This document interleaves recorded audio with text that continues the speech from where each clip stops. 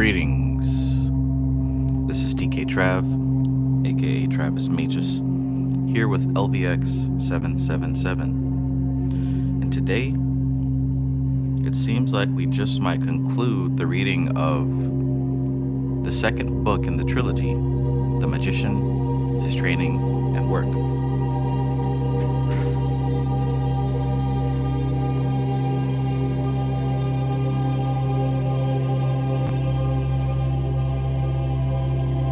So peace to you. Welcome aboard. We began with the first book, Magic, Its Ritual, Power, and Purpose.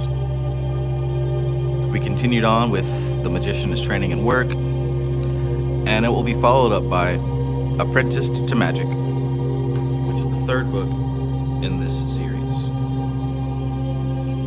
So, let's go ahead and see how far we get on this one.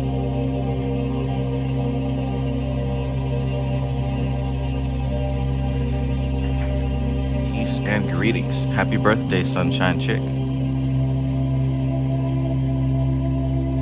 Big Ants, peace. ACW, peace. J Bal, hail, peace, greetings. So let's get into it.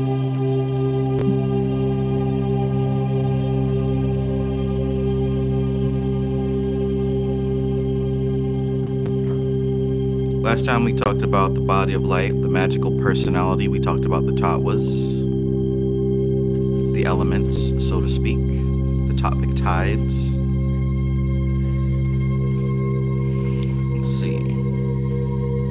Yeah, we went through a lot of stuff in this book. Visualization and audition, words of power. These were great chapters. The subconscious, interwoven light. We talked about magnetism last time. And tonight we're going to go into magical rites. What's actually done in the rituals. So chapter 18 would be about the construction and use of forms. Chapter 19, building a ritual. Chapter 20, talismanic magic. Chapter 21, the way of magical attainment. And chapter 22, the envoy. Then of course there are some things in the appendix about relaxation and breathing. The banishing ritual, which is the LBRP, and the exercises of the middle pillar. So let's jump into part 4, magical rites.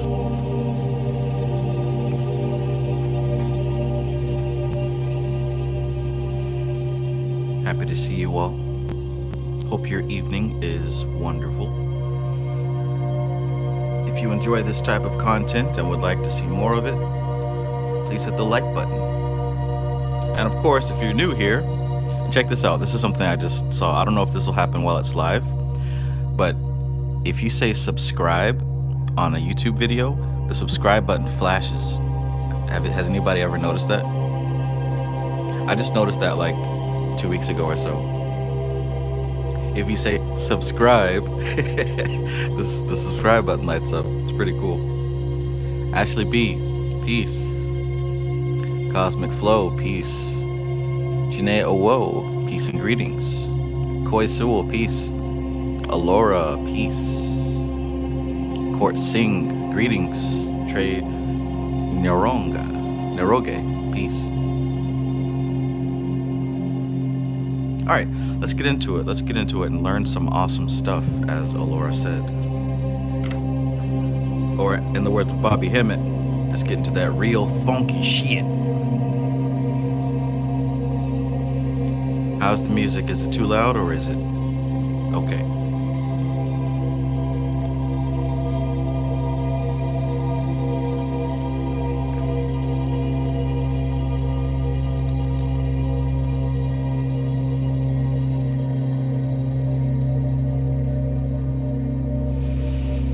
Okay, so chapter 18, the construction and use of forms.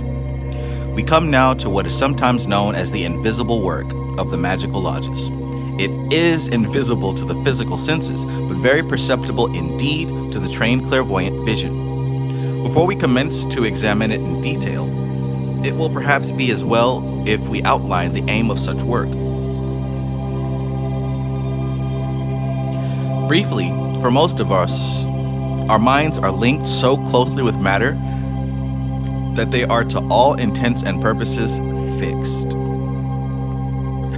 For most of us, our minds are linked so closely with matter that they are to all intents and purposes fixed. Now, the magical student has to learn how to detach the mind from its fixation in matter. And that also applies to not just matter as in physical things, but your attachments, your conceptual attachments to those physical things, right? Next, when this has been done and the free-flowing mental energy is at his disposal, and see what happens when you learn how to practice non-attachment, how to not be so attached to this world. The free-flowing mental energy is at his disposal. He has to learn how to control it. Then the power of matter can be used to help the mind. For if the mental energy is now attached to objects that do not belong to the world of sense, though derived from it, the subtle energy can be controlled and directed. So the reflections in mind of the objects of the material world may be used as channels through which the forces may be directed. So the reflections in the mind of the objects of the material world may be used as channels through which the forces may be directed. So as soon as he says that, an idea of how magic works should start to come to mind. Right? An idea of what exactly we're doing should come to mind. If you are fixated on your life and the things, the objects, the people, the scenarios, the situations, and all your attachment, that's a lot of mental energy that's locked up in association with those things. They weigh you down, they keep you heavy. He used the word, it makes you fixed, right? The human mind is fixed. But what happens when you're able to release those and detach those, what actually happens is that now, instead of these things holding you prisoner, you now become the magician, and you're able to use these things as magical tools. You're able to use everything as a magical tool. Look at what he says here. Then the power of matter can be used to help the mind. For if the mental energy is now attached to objects that do not belong to the world of sense, check that out. What kind of objects do not belong to the world of the senses? You got the world of the senses, which is all this. Then you have objects that do not belong to the world of senses, right? You can talk about spirits, you can call it energy, whatever, right? So look, then the power of matter can be used to help the mind. For if the mental energy is now attached to objects that do not belong to the world of sense, right? So energy, spirits, all that other stuff, though derived from it, the subtle energy can be controlled and directed. Look at this. So the reflections in the mind of the objects of the material world, the reflections now, those are the things that don't exist in the world of the senses. The reflections in the mind of the objects of the material world may be used as channels through which the forces may be directed. Interesting. Here we come to the use of material action. If we mentally visualize the sign of the cross, we do indeed build up a thought image. But if we reinforce our mental picture by making the sign with our hand in the air before us as we build the picture, then the effect of the gesture is to cause the thought form to become more clearly defined, quite apart from the magnetic stresses we may be causing. So, whenever we can, we link symbolic gesture with thought form construction. How many of you all move your hands while you talk? Do you notice, like, if you move your hands whenever you say things?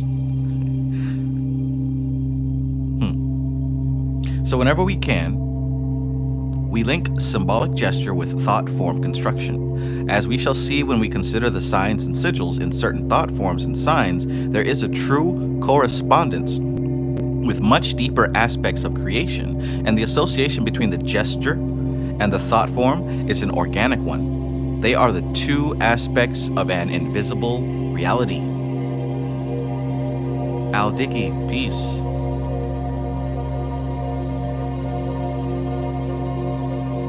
Interesting.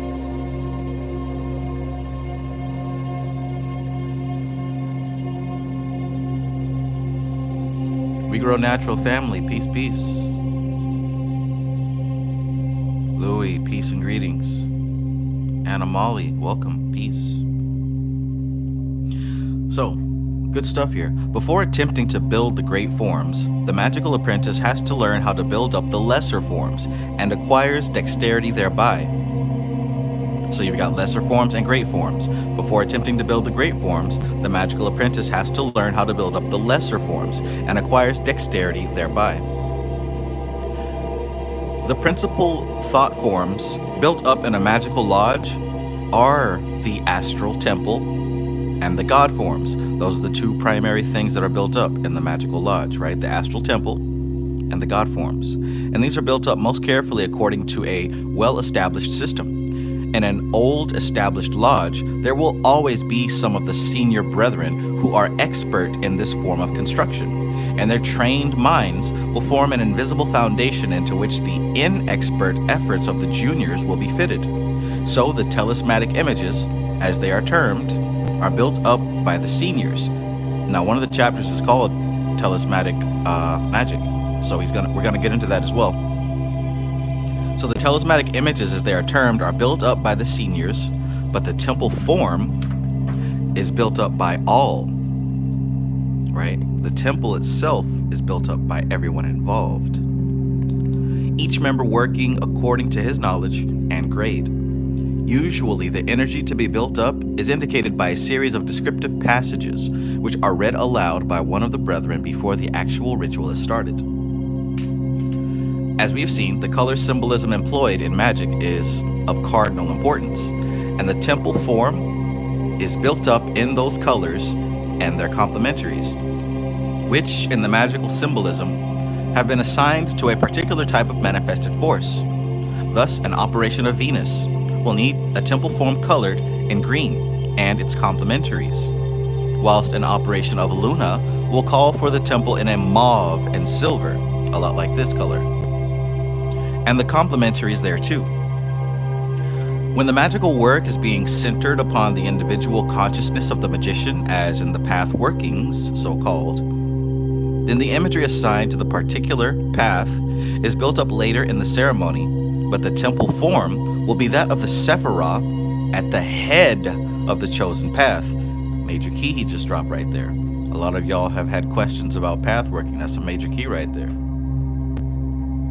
For example, the 32nd path leads from Malkuth to Yesod on the tree, and the temple would be built according to the imagery of Yesod. Hot dog. Hot dog. Give me some emojis in the chat if that is a new piece of information that you've acquired.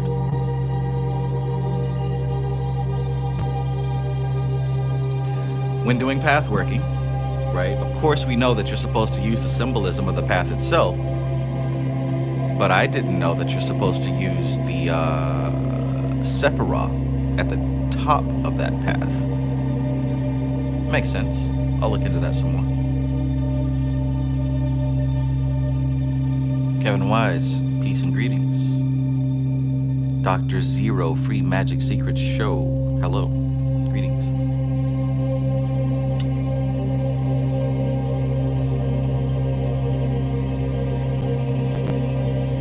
Good stuff.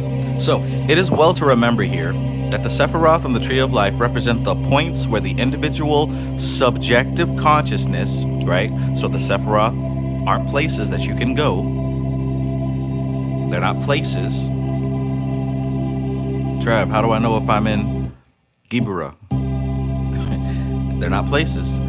It is well to remember here that the Sephiroth on the Tree of Life represent the points where the individual subjective consciousness makes contact with the objective energies of the spiritual universe around him. Right? So in a way, the Sephiroth represent certain types of organs, right?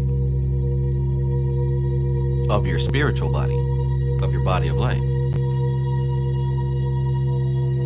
Jermel Fuego, welcome. Chaser VR, peace.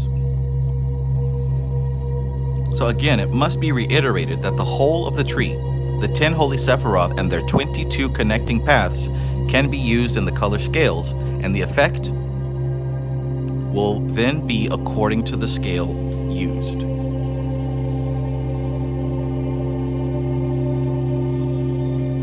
Here is an excerpt from some descriptive passages which are used in this way. It is part of a ritual designed to make contact with the Celtic forces and images in the racial mind. So here we go. Check this out. Brethren, allow this vision to rise before you. We stand upon a high hill in the presence of the holy angel, in whose care is the sleeping city below. His mighty figure towers above us, and his blessing is upon us as we turn our faces westward and forward towards our goal. We are traveling alike in time and space, and as we proceed, there rise around us the scenes and conditions of primeval Britain, that Britain whose children we are. Beneath our feet is the close green turf of the ancient road. Above us, the moon shines brilliantly in the star-studded indigo vault of the heavens, and around us gradually appear the outlines of that elder Britain, wherein is contained the sanctuary of our worship. This is the Britain of Arthur and Merlin, yea, and the Britain also of those who built this road, who reared these guiding mounds of earth, and first devised these dew ponds, which shine placidly before us in the moonlight. They are the children of Atlantis, seeking in stern and rude conditions of nature relief from the degenerate luxury of their homeland, established in this land a center of light, which through the ages has stood and shall stand until that day when the purposes of the Lord of the Eon have been accomplished. Around arise many forests, etc., etc. So, do you see what he's doing there, right? Do you see what, are you able to see what's happening there in that type of descriptive prose? Now, I can hear through the internet somebody saying, oh, I'm not a child of Britain, I'm a child of Kemet. I mean, switch up the words that make your ego feel good, whatever. But the point is, you're tapping into the subconscious mind through words that describe a connection to the racial memory, right? To the genetic memory, to the subconscious. I don't know if you remember, but months ago, hell, maybe even a year or so ago, I made a chart that talks about how memory is not only personal, but it's also collective. At some point, your memory crosses over from being just yours to being shared by the family, shared by the race that you belong to, until being shared by the entirety of the human race, etc., right?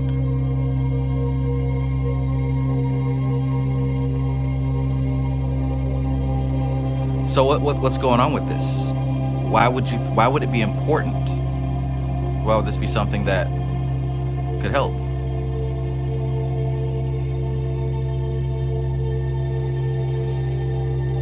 Oath, greetings, peace, dimensional legend, peace. It may or may not be your thing, but if you are somebody who's into poetry, consider constructing something like this that can help to inspire you on a spiritual level.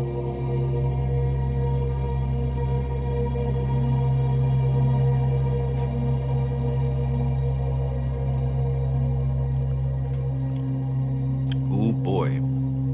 I try my best not to read troll comments, but this one is funny because it's like,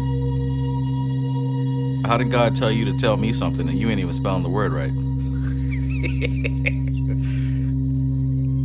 Get off your keyboard, man. Either listen or go somewhere else. Let's continue. As we have said, this journey ends in the temple form of the particular station on the tree with whose forces we desire to work. Adrian the Great, thank you so much. Thank you. I appreciate your donation. That's your first super on a live stream. Awesome.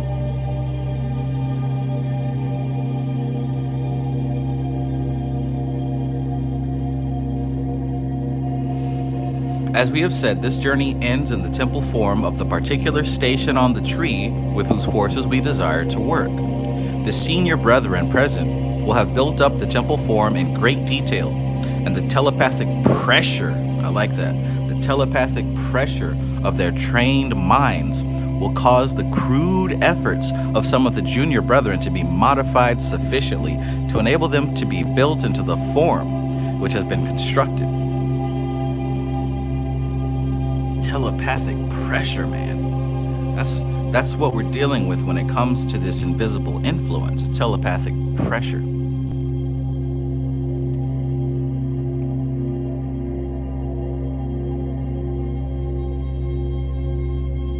Indeed, at times, it does happen that one of the lesser brethren finds that instead of his own personal images arising in response to the description of the vision journey, by the way, that's what that was, a vision journey. So look, at times it does happen that the lesser brethren finds that instead of his own personal images arising in response to the description of the vision journey, a set of strange yet potent images arise within his consciousness. This is due to his psychic rapport with one or other of the senior brethren, or with the temple form they have built up. Now, this is a really cool part about working as a group, because even if you are somebody who isn't as skilled as the others, your efforts and your work can still be influenced by somebody who has a little bit more of the psychic pressure than you do. And what can often be found is that things will appear in your subconsciousness, in your attention, and your awareness, in your environment that is an effect of working together with somebody else who might be a little bit more refined than you.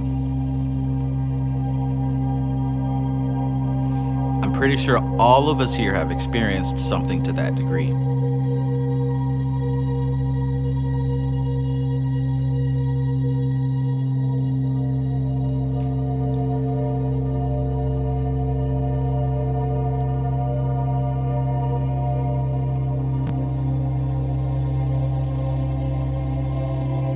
Interesting.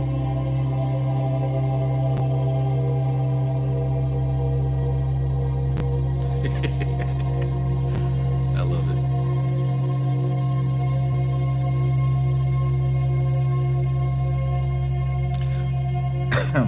All right, let's continue.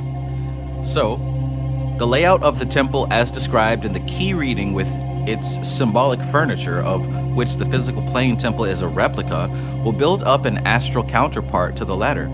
And it is in this astral temple, built without hands, and in itself symbolizing another temple, eternal in the heavens, that the invisible forces invoked and concentrated by the ritual will flow in their proper channels. The symbolic furniture of the lodge, which is magnetized by the presiding Magus, becomes both a channel of the forces and a series of indicators by means of which we may know how those energies are operating at any given moment. Interesting. So of course we know that the astral temple is a replica of the physical temple, but one thing that could also be considered that I don't think we think about often is that the astral temple is actually a replica of an even higher temple. So in a way, this temple is necessary for us to really build some sort of a connection, so that, right, to build this connection, build this relationship, so that the influences can have an easier way of flowing through to us.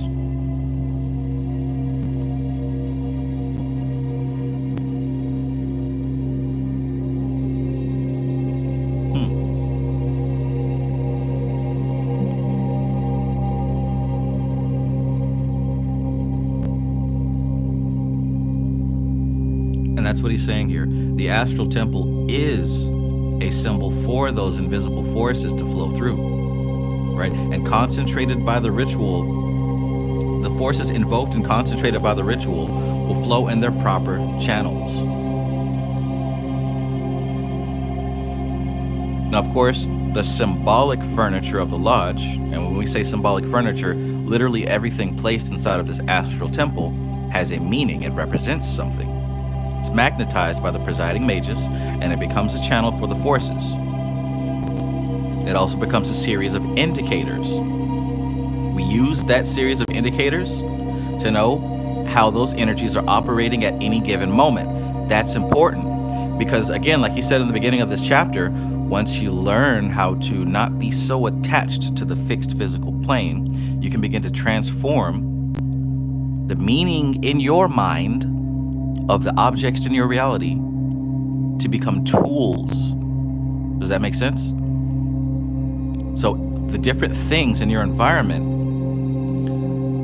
gradually become tools, not only for your use, but also as indicators. So going in and coming out.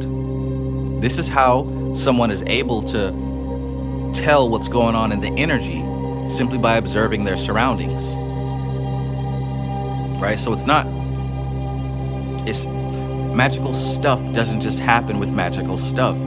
Everything here is magical, but it's all about how you set your mind up. It's all about how you set your mind up.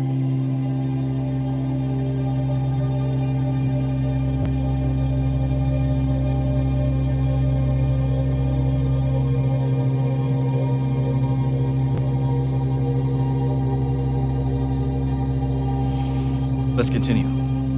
But indicators and channels alike are useless unless there is power present. Indicators and channels are useless unless there is power present. Many people who have tried their apprentice hand with magical ritual fail to realize this. They're like someone who stands before a switchboard which is crowded with indicators and switches.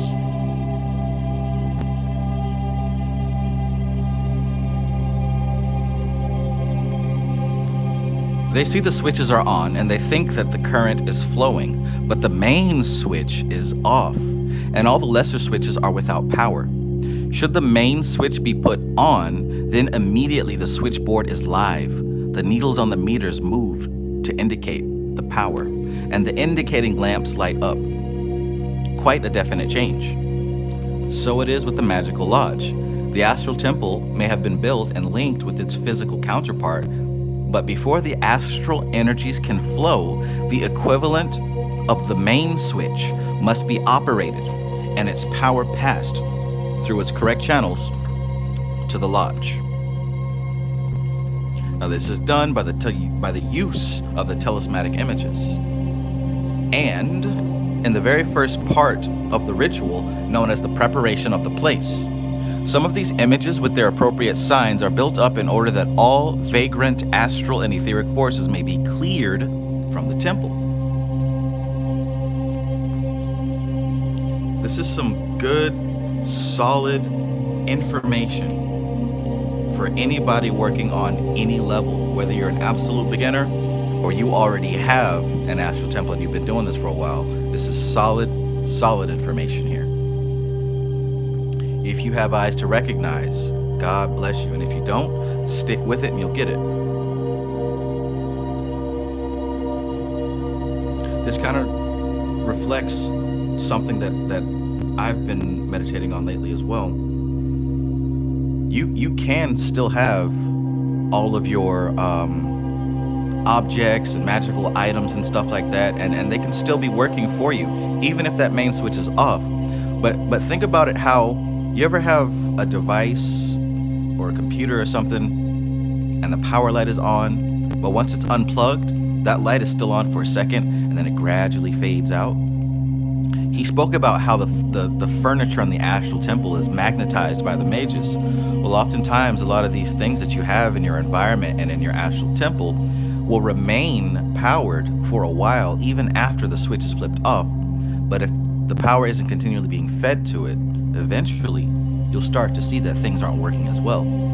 The astral temple is not so much of a place as it is a machine, a type of network,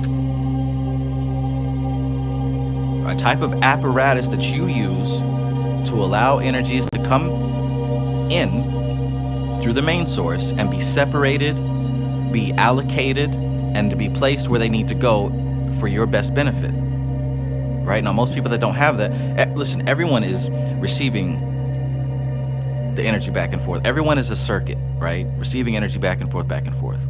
But the difference is some people are organized in how that energy is received, and most people are not.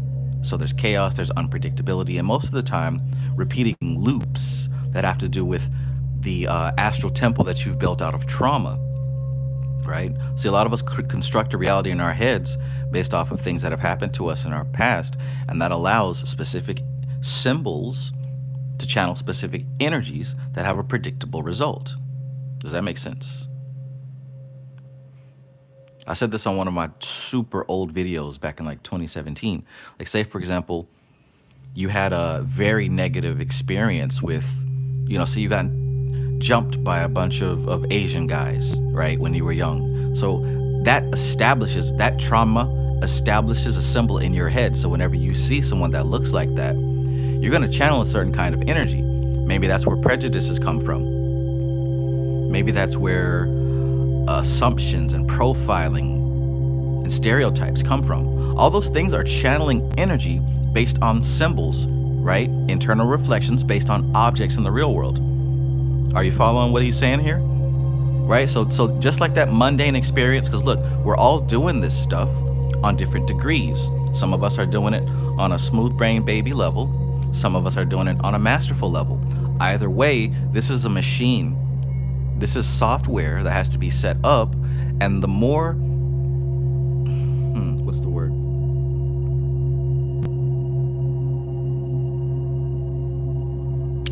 The more efficiently that this machine is set up, the more efficiently that this software is set up, you're going to get a more pure reception of energy versus something clouded and tainted by impressions left from unhealed trauma or impressions left by misunderstanding or confusion.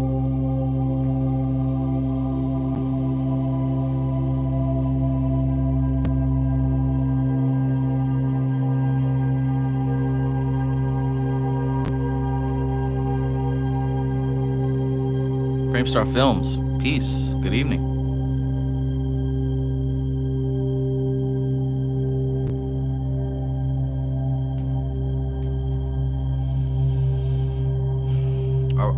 Are we clear? Like, is everybody kind of on board with what is being talked about here? Does this make sense? That's what I want to know.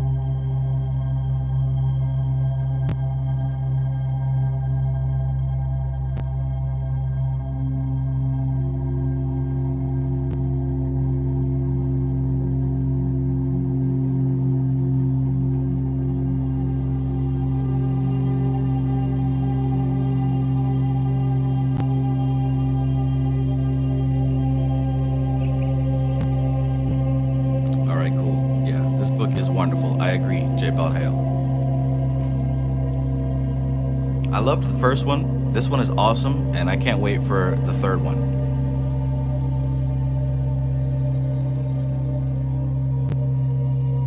All right, so let's keep going. One form of this preparation of the place may be seen in any Catholic church at the commencement of Mass, when the celebrant performs the asperges. I'm not a Catholic, so I don't know what that is. He sprinkles magnetized or holy water around the altar and sanctuary and towards the congregation, holding in his mind the intention of purification, and reciting part of a psalm. Thou shalt purge me with hyssop, O Lord, and I shall be clean. This being done, he invokes the assistance of the angel of Mass, that this being may guide, guard, visit, protect, and cherish those who have met together for worship.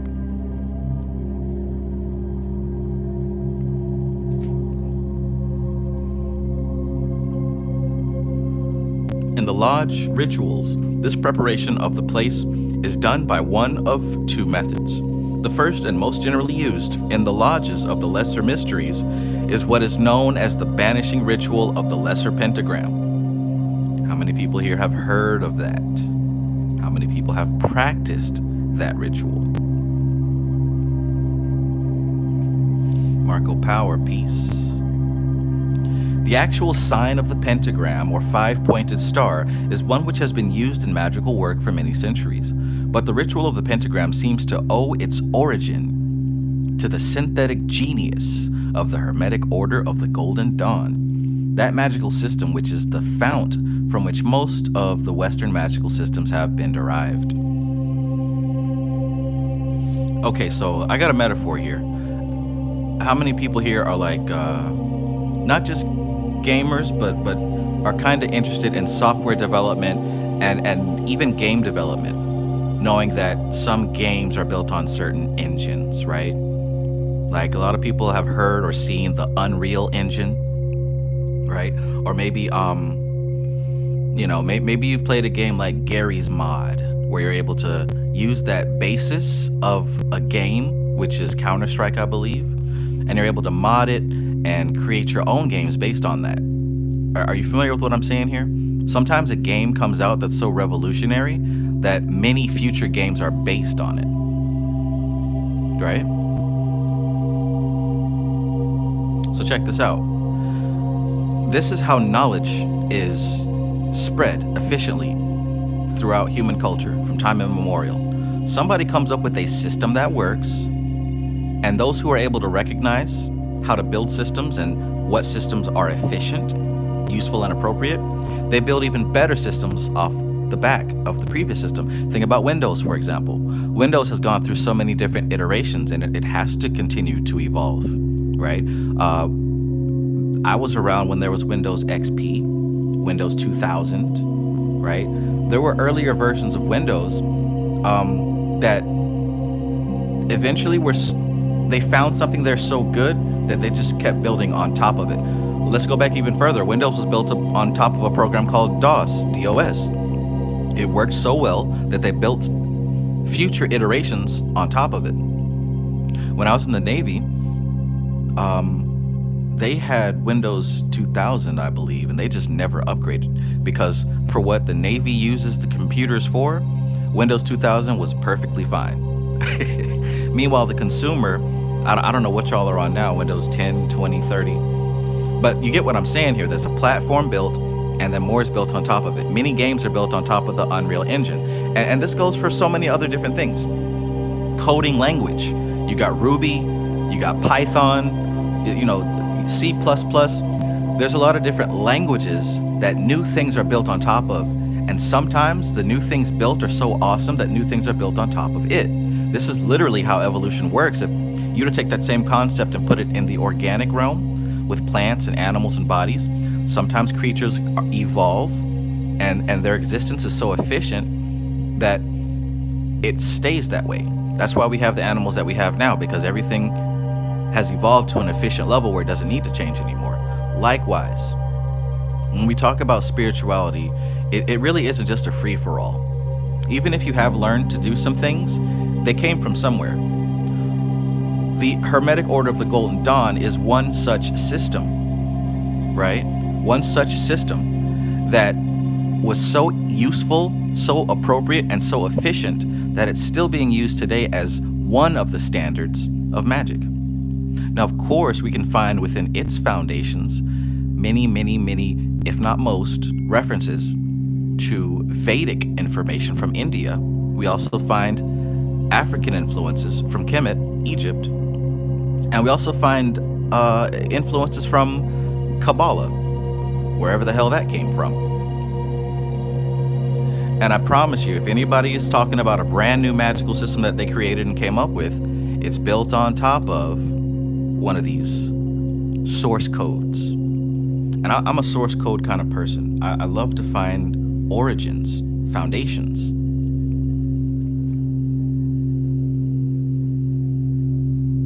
Well, for those of you who have any experience with programming, hopefully that's a good metaphor that you can kind of use as you think about creating your own spells and all your other things, right? At least on my channel, we're speaking the programming language of the Hermetic Order of the Golden Dawn. But honestly, I try to dig even deeper and go back to the Vedic stuff. That's why I talk so much about what India has going on. Samkhya was probably the all-time greatest coding language which ever created when it comes to magic and spirituality. But I digress. Let's continue.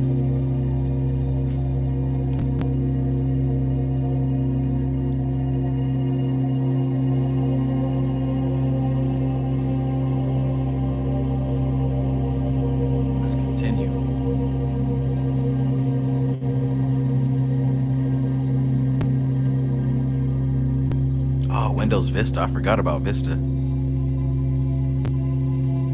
You know what? Let me rephrase that. When I was in the Navy, they were using Windows 98. They stopped at Windows 98 because it was useful and appropriate for them. And for us, we use what was assembled by the Hermetic Order of the Golden Dawn.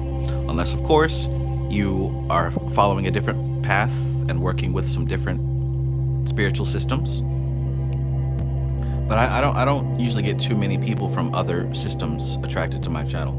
I usually attract people who are working with Golden Dawn stuff, even if they don't know it. Let's continue.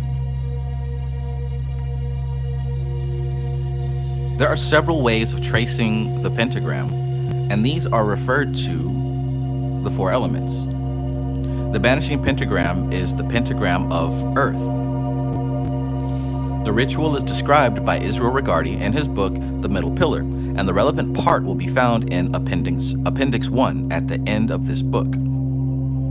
The circumnabulation around the lodge room, which is part of this banishing ritual, has the effect of building up in the astral temple of what appears to clairvoyant vision to be a shimmering wall or barrier of swiftly moving light. This seems to surround the whole of the lodge and takes the shape of a half sphere, whose highest point is directly over the altar, which in rituals is placed in the center of the lodge floor. Presumably, the psychic wall is a full sphere, the other half being under the lodge floor. That this is the case, in some instances at least, was brought home to the writer in a very definite manner. In all magical work, punctuality is of the utmost importance, and to ensure this, the doors of the building in which the lodge of which he was a member was situated were closed 20 minutes before the time fixed for the lodge meeting. By a mischance, he arrived late, and though he got in, he could not go up to the lodge room, but had to sit down below until the conclusion of the ritual.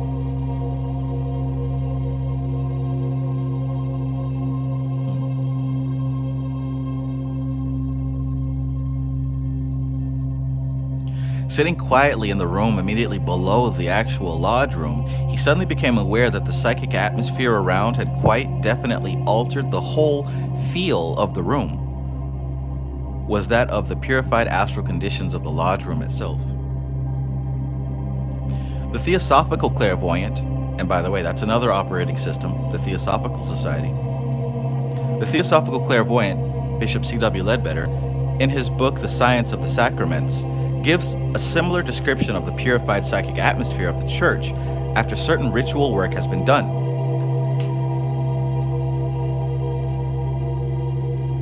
Testing, 1,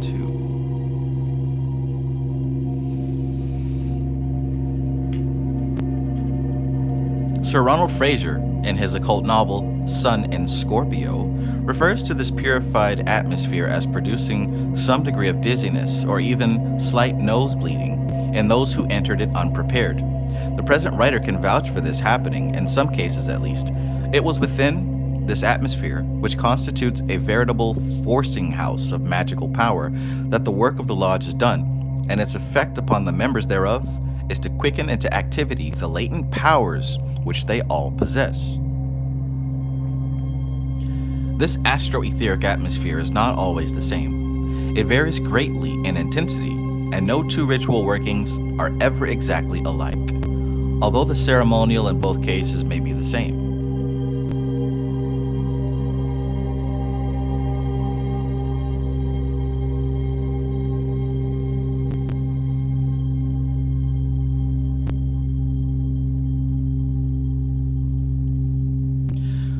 The banishing ritual of the lesser pentagram is designed to be applied from a particular mental angle, right? And I can tell you what the wrong mental angle is. The wrong mental angle is thinking that this ritual is going to scare demons and monsters away from you. That's not the purpose of the That's not the correct angle of utilizing this LBRP ritual. Let's see what Professor has to say about this. The banishing ritual of the lesser pentagram is designed to be applied from a particular mental angle. If it is used blindly and without any knowledge of the principle which underlie it, then although it works up to a point, it does not provide the maximum purification possible. It is a ritual which is designed to bring through certain forces into the psychic atmosphere of the lodge. These forces proceed from the intelligences who direct these aspects of elemental life, which are known in occultism as the four elements of earth, air, fire, and water.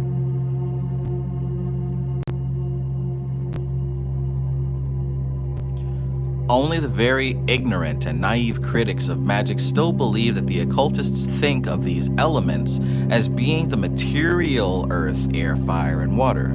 They are actually the elemental energies which lie behind and express themselves to the physical plane elements. All manifestation is sacramental, the outward and visible sign being a channel of that spiritual power of which it is the expression in the phenomenal worlds. Good stuff. And a side note also, like he's saying here, just like we talked earlier about how when you're able to free and liberate yourself from attachment to physical objects and the meaning of your attachment to those physical objects, when you're able to let go of that, you now have the opportunity to use these physical objects as tools. Because here we are, and we have these things in the outside world, and they have a symbolic meaning to us. And depending on your attachment to them, that meaning changes. And it also limits or enhances your ability to work with them. But if you're able to really understand what things in your environment symbolize to you, you have the very real opportunity to use them in a magical way. Now, that also goes for these four elements. We're not talking about earth as in dirt, fire as in the flame of your lighter, air as in the wind that's blowing, and water in the ocean. That's not what it's talking about. The four elements represent the essence of energy, which moves and behaves in the same manner as those things described. It could have been called anything else, but energy moves in four states that we have universally realized, whether no matter who you are, we've universally realized that energy moves, matter moves, Prakriti moves, the matrix moves in four states: solid, liquid, gas, and plasma. But it's not limited to any specific physical thing. It's describing how energy moves, right? So we know that. And what he's saying here is that when utilizing the lesser banishing of the pentagram, this is about purifying within your environment, within your psyche, the energies present, whether they be energies that are solid, energies that are liquid, energies that are gaseous, energies that are plasmic.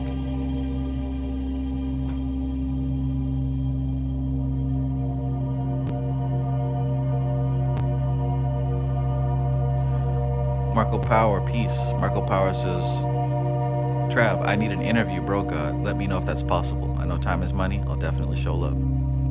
Yes, we can do that. I guess you can hit me up on Instagram.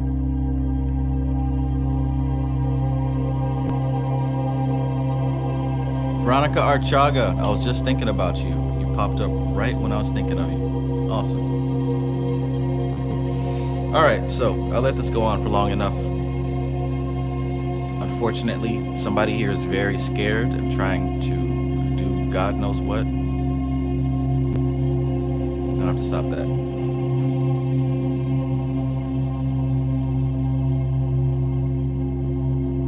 So if you notice in the chat, things have changed.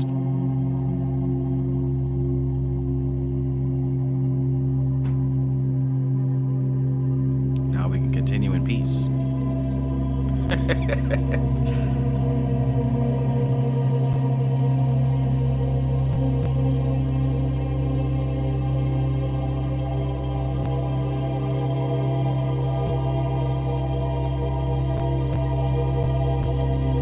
I thought it was going to stop and simmer down, but it looks like it was rising in intensity.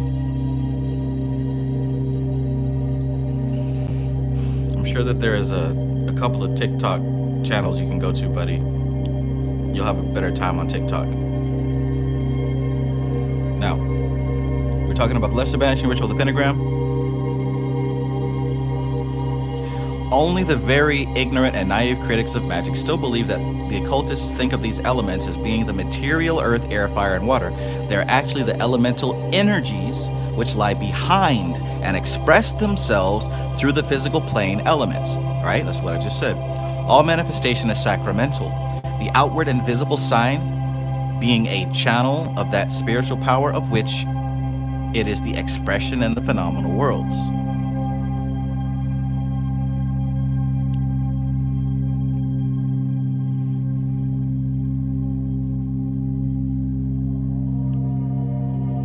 So the basic inertia of the physical element, earth, is the expression of an energy whose mode of manifestation it is. So it is with all the four elements of the magicians. They are the self-relationships.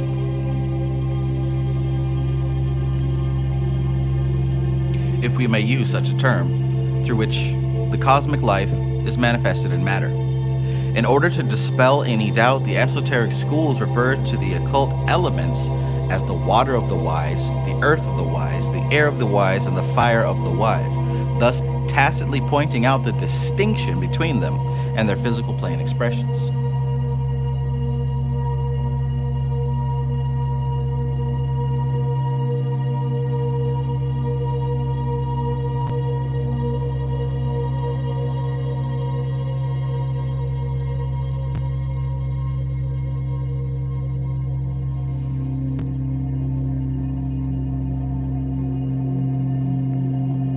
We have spoken of directing intelligences.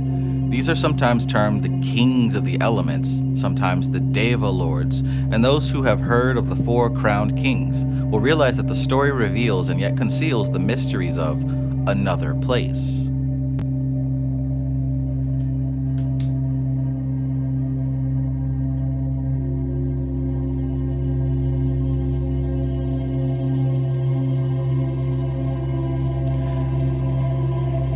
These kings of the elements, then, are the directing beings under whom comes the ocean of evolving life, and this evolving life is behind and working through the matter of this physical plane. Now, the elemental life is not individual as ours. Check this out.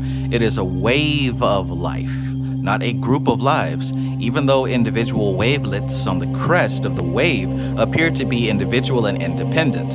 This is but an appearance.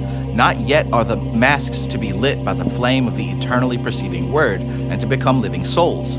Although possessed of the normal powers of their plane, powers which to us appear supernormal and miraculous, it must never be forgotten that they are below man in spiritual evolution. That's a great point describing the elementals, right? When we think of life, we think of ourselves as individual people, and we think that everything else is like that. But when dealing with elementals, they're below humans on an evolutionary scale because they don't possess individual egos. They're a wave of life, as he says. I can't even say the word group of lives because this is not a group. It's more like a wave. So in dealing with these elementals, they're not formed individually enough to be individual. They're not formed individually enough to be like, oh, that's a fire spirit, that's a water spirit. No, the water spirit that you're dealing with is the finger of a hand related to an arm and a body of what is known as the water element, right? And it isn't until the magus or witch or whatever works with these spirits long enough that they begin to carve out some sense of individuality, and after sufficient evolution in that way, they can now evolve and become something more complex. Right? And that is not consciousness, that is prakriti, that is matter. But that matter is being formed and shaped enough so that eventually it can contain spirit in such a way that it's individual.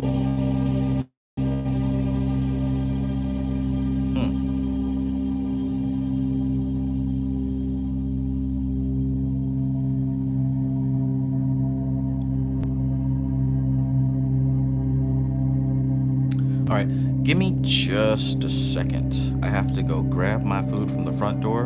Don't go anywhere. We'll be right back.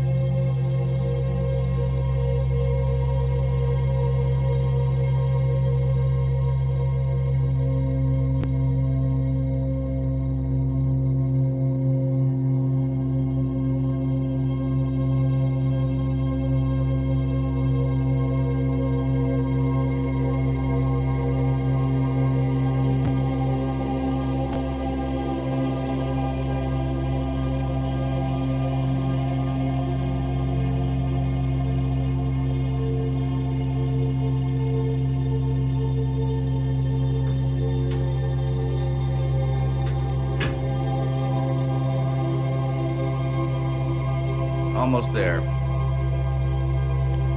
Wow. How nice. Thank you for that, Anna Molly. Sounds good.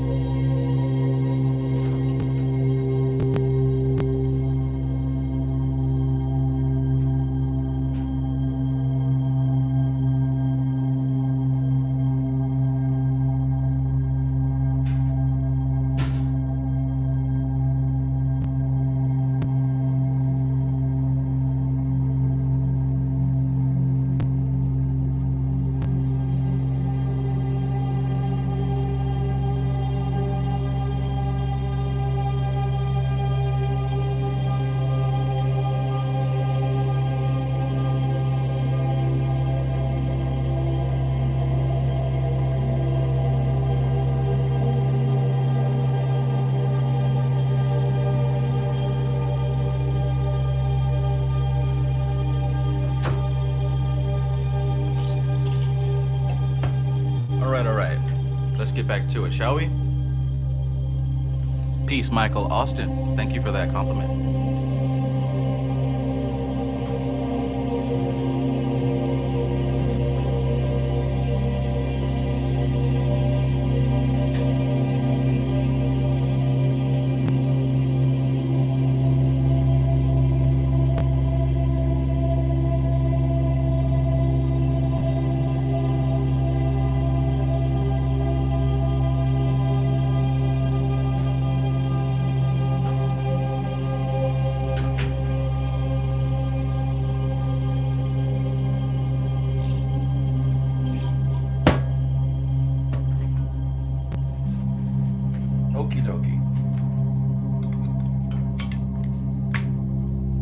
now we're officially back.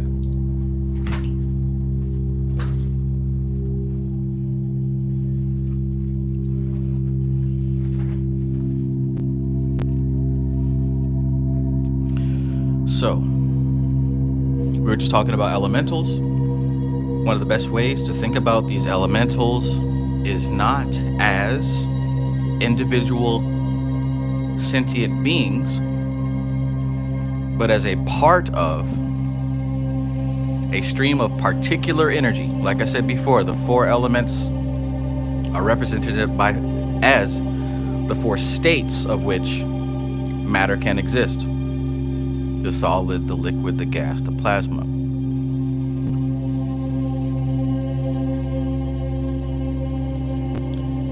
I'll read this part again. These kings of the elements, then, are the directing beings under whom comes the ocean of evolving life. And this evolving life is behind and working through the matter of this physical plane. Now, the elemental life is not individual, as is ours.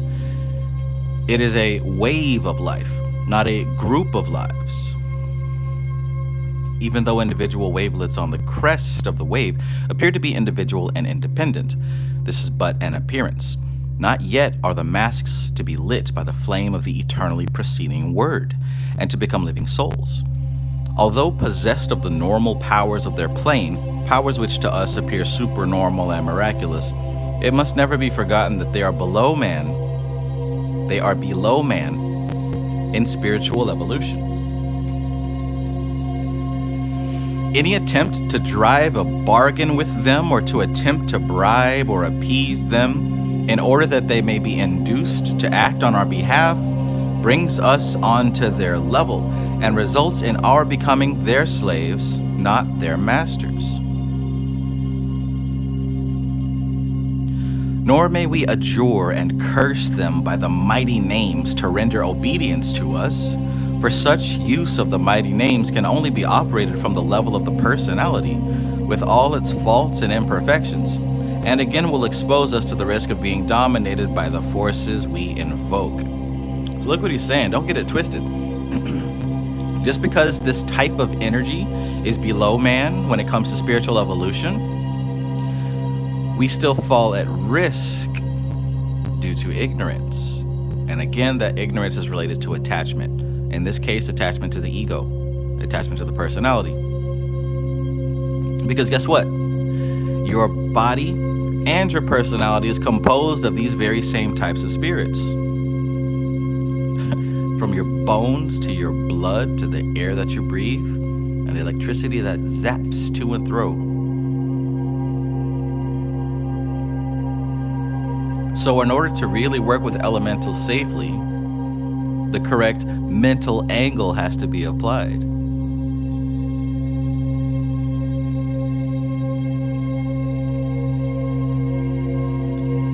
But if we approach the elemental hosts having in our aura the signs of the elemental kings, then we come as light bearers to the lesser lives. We are channels to them of the glory of their rulers, and our employment of them works along the plan which those mighty ones have for their evolving children. But how may we become the servants and ambassadors of those mighty ones? Simply by rising in meditation to a realization of their nature and spiritual degree. Let me read that again in case it was missed. Another gem. But how may we become the servants and ambassadors of those mighty ones? Simply by rising in meditation to a realization of their nature and spiritual degree. Have you ever been in meditation repeatedly over a long period of time and attained a certain spiritual understanding? Like, have you ever really took meditation seriously, right? And did it over and over and over again and got closer and closer and closer to something almost indescribable, to the point that it changed your attitude, it changed your perspective, it changed how you communicate with people? Have you ever had that experience? Well, think about I mentioned Samkhya before and how it was like the best coding language. Think about the people thousands of years ago who created spiritual systems like Samkhya, where they sat and they meditated until they reached some extremely high level of understanding, and they wrote it down, they drew symbols, right? They were transformed. They weren't, they weren't Joe Smith anymore. They were something new. Yeah, they still had the body. They probably still had a favorite food and, some other minor attachments, but their core essence was transformed based on what they perceived during meditation. Now, let me tell you this also, it ain't permanent. It ain't permanent. Reaching that level or those types of levels, it must be maintained. Just like we talked a little bit earlier, a few pages ago, about how the inner temple is a machine. The inner temple is like this construct.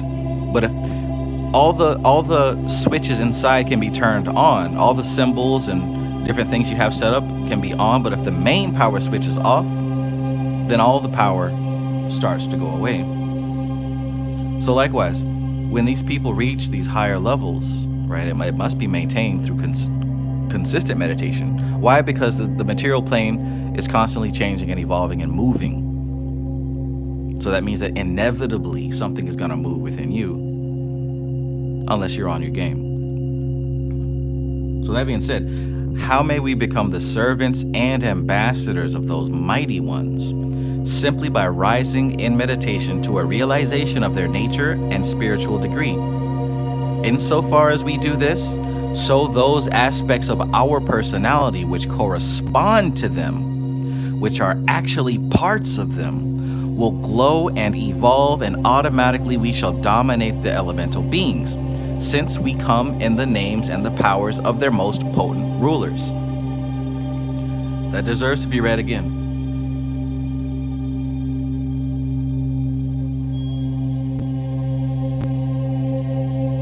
That deserves to be read again. But how may we become the servants and ambassadors of those mighty ones? Simply by rising in meditation to a realization of their nature and spiritual degree. Insofar as we do this, so those aspects of our personality which correspond to them, right? There's aspects of our personality that correspond with every type of spirit, right? So as we rise ourselves in understanding, the aspects of our personality which correspond to them, which are actually parts of them, will glow and evolve, and automatically we shall dominate the elemental beings, since we come in the names and the powers of their most potent rulers.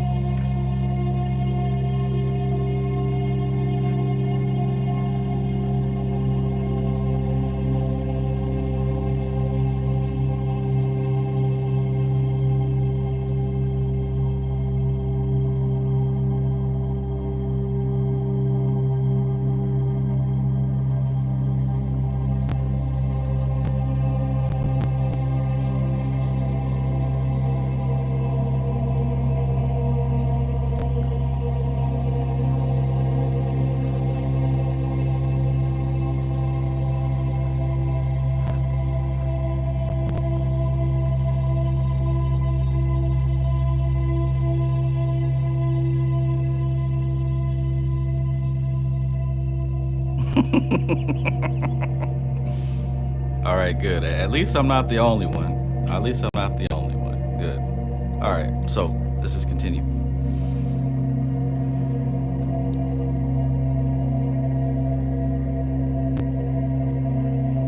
Let the would-be magician meditate upon this. Let him endeavor to follow the hints thrown out in the various magical books. And as he begins to realize the true nature of the rulers, he will find that the elemental kingdoms become his servants. He will have seen a plan placed upon the tracing board, eternal in the heavens. And in that plan, he will have discerned his own place and opportunity, and will have surrendered himself to it. Then, having nothing but the gaining all things, dying to the personal self, that the true self may be served, he will have become one with the rulers of the elementals, and in their name will he speak the words of power. Then the elemental host will obey him, for upon his brow will they behold the sigils of their kings.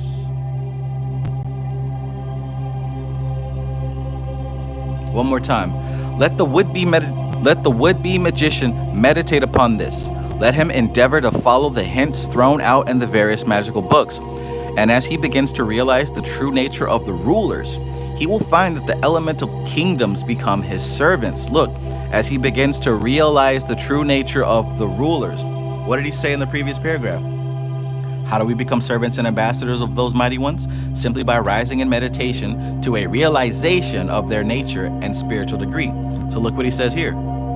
As he begins to realize the true nature of the rulers, he will find that the elemental kingdoms become his servants. Why? Why? Because like he said in the previous paragraph, insofar as we do this, those aspects of our personality which correspond to them, right? You've got a fiery part of your personality. What's that correspond with? The fire element.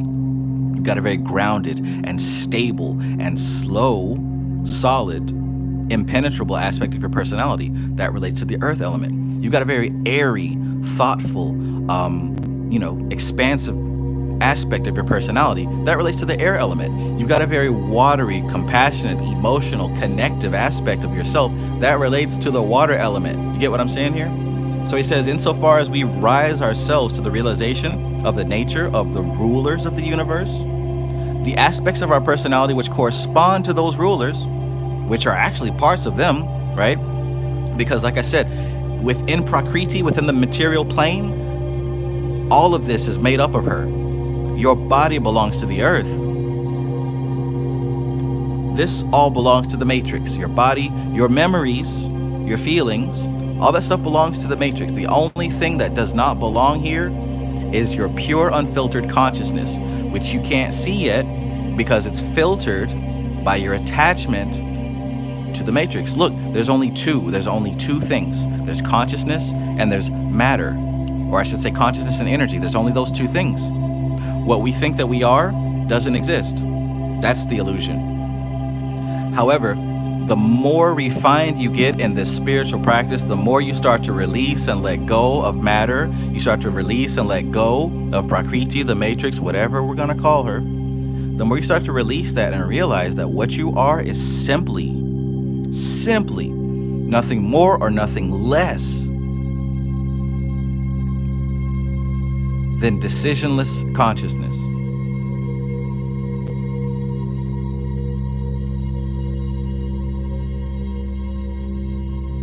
Unopinionated consciousness, undifferentiated.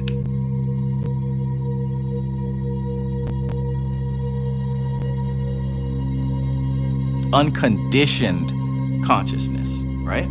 So once again, all of this rising up the levels, it's not about power. It's not about being able to wield magical forces and dominate the earth. It's actually not about that. When you get deeper and deeper into this whole spiritual thing, you start to remove yourself from the world because you realize that it has nothing to do with you. It's a show. It's a game, right? Your politics, these lives matter, and the gender stuff, the celebrities, all the stuff that people are emotional about literally doesn't matter at all, right? It never did. It's part of the game. It's part of the game. And when you cut the game off, you don't take any of it with you. So back to the point.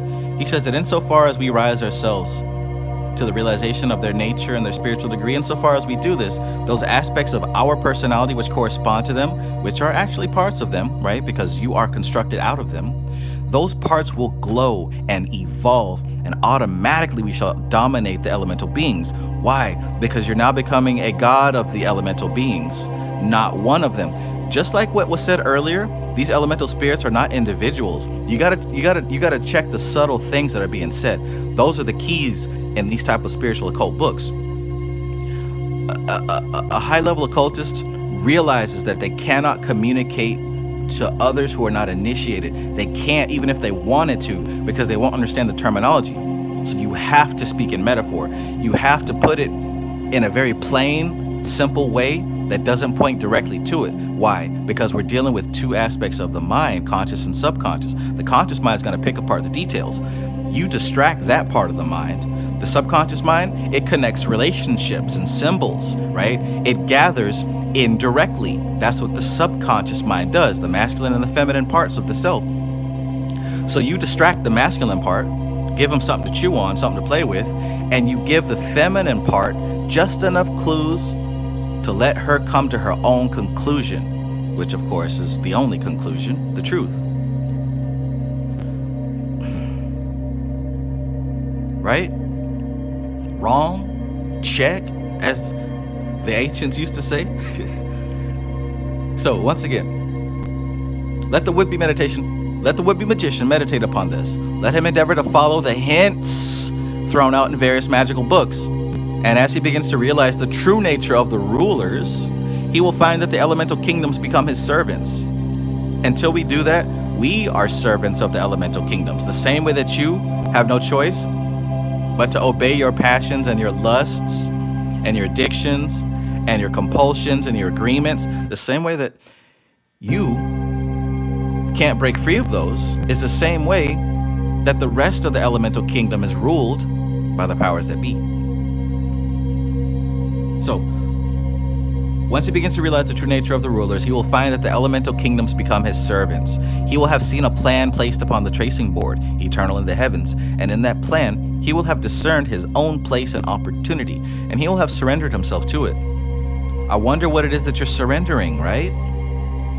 There's only two things, consciousness and matter. Then having nothing, but gaining all things, dying to the personal self, that the true self may be served. What do you think the true self is? It's not yours, it's not mine. There's only one. He will have become one with the rulers of the elementals, and in their name will he speak the words of power. Then the elemental host will obey him, for upon his brow will they behold the sigils of their kings.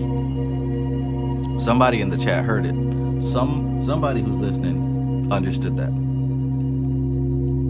This is the ideal which the would-be magician must hold ever before him. And though, of course, its perfection is not to be gained in an instant, it must always be held in his consciousness, as in the name of the Eternal, he evokes the elemental hosts. In the pentagram ritual, the four archangels, Michael, Gabriel, Uriel, and Raphael, are invoked as the rulers, respectively, of fire, water, earth, and air, and the talismanic images should be built up in detail. With the success of the concentration and visualization exercises, such image building should become easy for the apprentice magician. Although the talismanic images of the pentagram ritual afford the excellent objects for such visualization practice, it is advised that the apprentice should gain his proficiency by using other images which have no immediate significance, and reserve his visualization of the archangelic images for the times when he begins to practice the use of the pentagram ritual. Just as the aspirant to the Catholic priesthood performs the ceremony of the Mass again and again for practice, but without deliberately invoking the spiritual forces which are brought through thereby, so the magical aspirant should perform this ritual daily, attempting each time to build up the talismanic images in all their detail and coloring, but being careful not to evoke the forces of which they will be channeled at for some future date. Did you understand that part?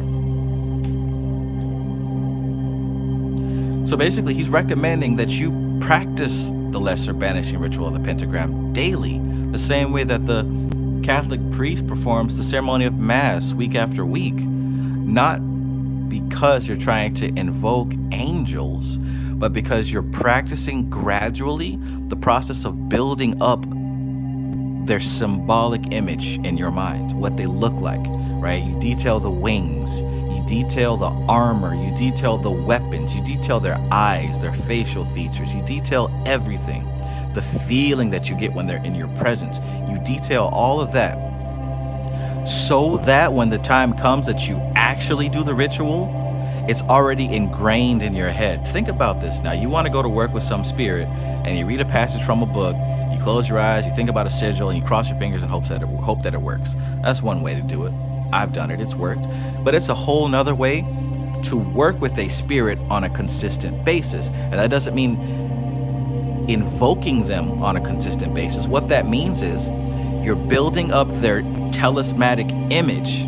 You're building up their astral image in your environment over and over and over again. You're not invoking them to do something for you. You're building them up so that when the time of the ritual does come, you're able to tap in without having to spend that time. It's gotta make sense. I know that makes sense. And maybe you haven't done it before, but I'll tell you. Anna says, like a muscle memory for the imagination. Exactly. That's exactly what it's like. And so much better to do it that way, because just like a computer uses RAM to run a program, right? And if you don't have enough RAM to run all the programs, stuff starts lagging and going slow and maybe even crashing. Doing this type of ritual exercise, it's almost like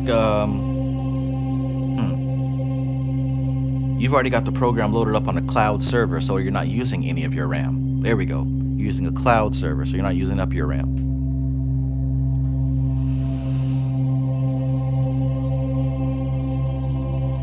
We all know how computers work, right? Or do I need to start using another type of metaphor?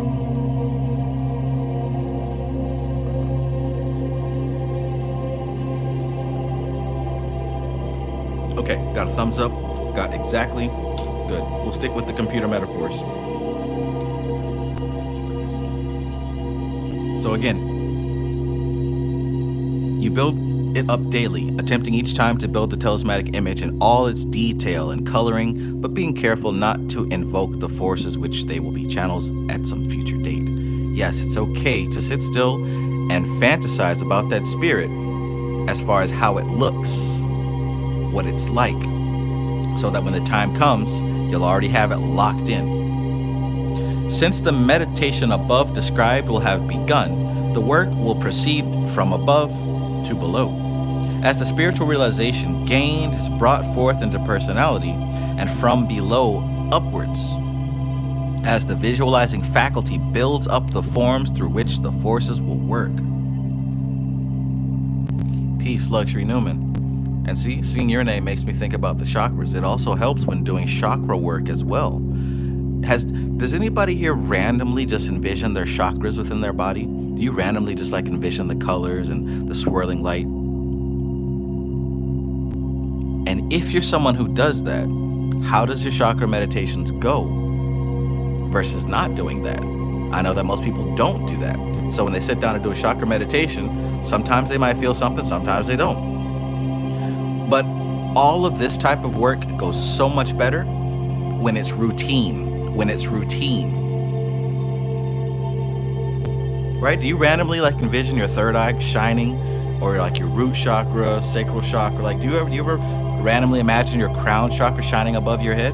If you don't, then hell, do it every now. And I'm not saying do it because I'm telling you what to do. I'm saying do it and see if this improves your practice. Test it. Don't take my word for it. Do it and see if this actually improves. Peace, Luxury Newman.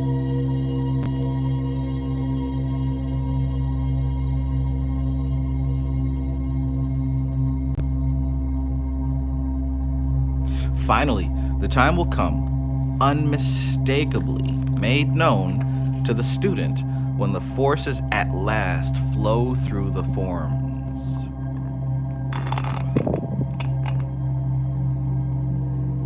A routine exercise may have been commenced in the usual way. Then, quite suddenly, as the talismanic images build up in the mental vision, there's a spasm of will which appears to be independent of the normal consciousness and is almost a pain within the heart. The realization of previous meditations are suddenly present in mind, and as the words are vibrated, there comes a sudden thrill of awe, the shiver of the personality as the higher powers flood through it. Then, into the magical names and words There comes a majesty and a power. The voice rings with the true magical note, and through the personality pours the power of the rulers, and the talismanic images live and shine with the radiant life and light of those whom they represent. Thereafter, will the student be able to effectively employ this ritual. What has been written concerning the talismanic images of the pentagram ritual holds good for all other images, the god forms, etc., used in the lodge, and also in the construction of what are known as talismans, i.e., articles which have been charged with certain psychic energies, and have thus been linked up or contacted with the underlying spiritual forces of the macrocosm. With talismans, we will deal separately, since their production forms a very important part of practical magical work.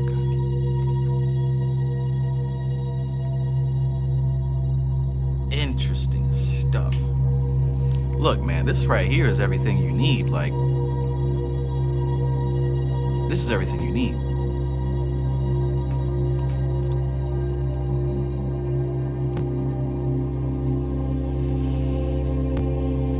Building a Ritual, Chapter 19. The title of this chapter may be somewhat surprising to many students of magical work, since they have a fixed idea that one should only use those rituals which have been handed down from the past. And then such ancient rituals are used, not one single word should be altered. Although one should not alter a ritual without good reason, and though, as the Chaldean oracles declare, the barbarous names of evocation should not be changed, it remains that the practicing magician often makes use of rituals constructed by himself. They meet an immediate need and are quite as effective in their own way as the traditional rites. For the purpose of his training, the apprentice magician is also made to construct rituals dealing with the various forces with which he is working, and these rituals are carefully checked by his teacher. They are based upon the principles he has been given, and are an excellent test of his grasp of those principles.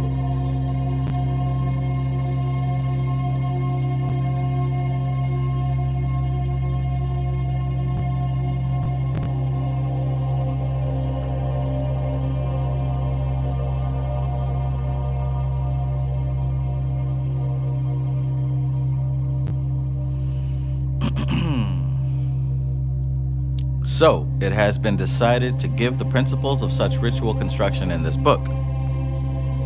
If a rite is properly constructed, then it can be of the greatest value to those who use it. But it is first of all necessary for the student to get a clear idea in his mind as to the purpose for which the ritual is required.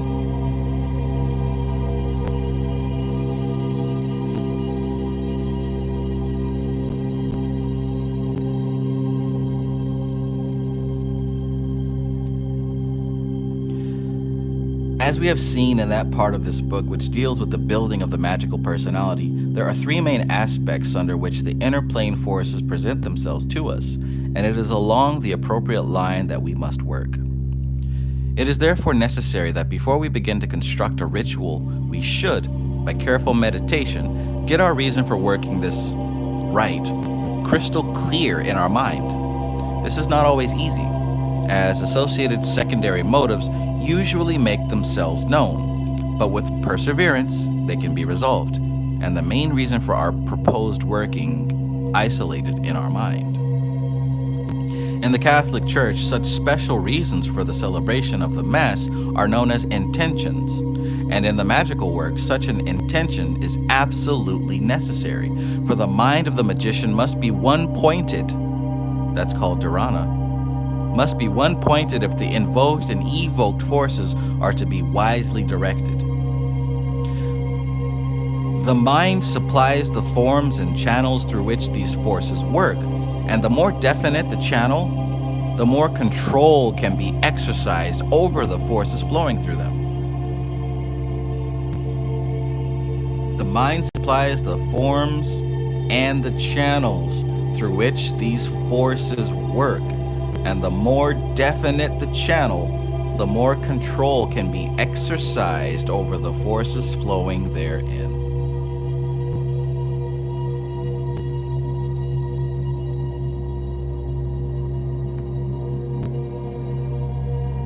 Having determined our intention, the next step is to ascertain what beings and forces must be evoked or invoked for the work in hand.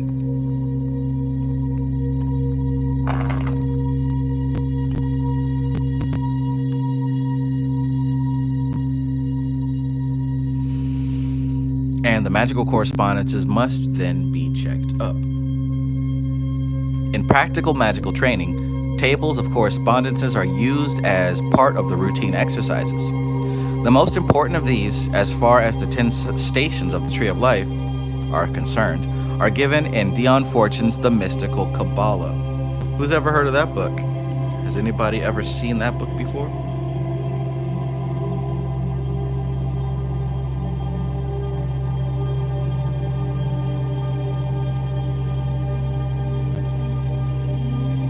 There are many other correspondences, but these are the primary ones. Since we are dealing with Western magic, it is the Kabbalistic Tree of Life upon which we draw for our work.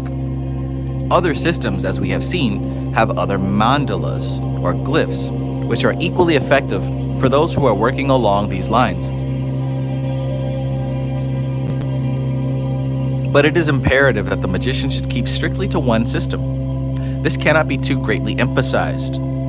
Though we may learn from the philosophies and techniques of other systems, we are inviting trouble if we mix the practical methods. We may adapt them for our purpose when, at a later date, we have the requisite knowledge, but this adaptation is work for the magus, not for the neophyte.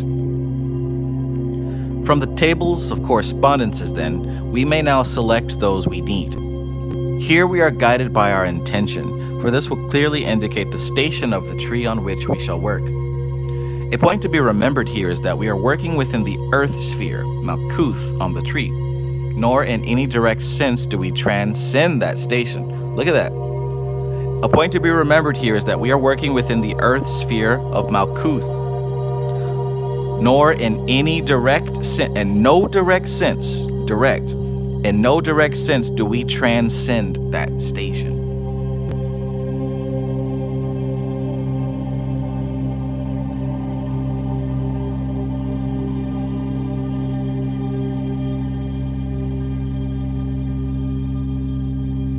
If we invoke the divine forces of Absoluth, it is by a process of induction that they work upon the corresponding levels in the objective earth sphere and our own subjective sphere of sensation, stimulating into activity our own inner forces. When you're working on the plane of Absoluth, Absoluth is working on the plane of you.